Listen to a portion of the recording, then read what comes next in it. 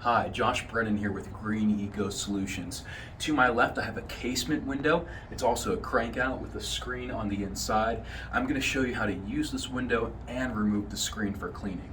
Now, to get this bad boy open, what you do is you lift the right lock to disengage and then lift the left lock to disengage.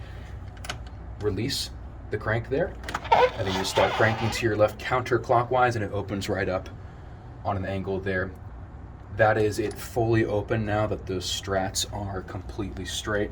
Now to close it, you just do the opposite. You crank clockwise, bring it on down nice and slow. Now you just put the crank back, lock the right side, lock the left side, and just like that, your window's back to normal.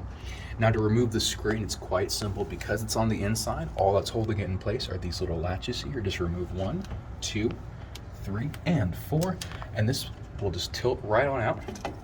Now you can clean this, maintain it, whatever you got to do to make sure your home stays nice and pretty. Put it back in. You slide it right back in its groove, like so. Take care of the top first so you don't have to worry about the bottom. And your screen's back in place. That's our casement window, and I hope you enjoy it.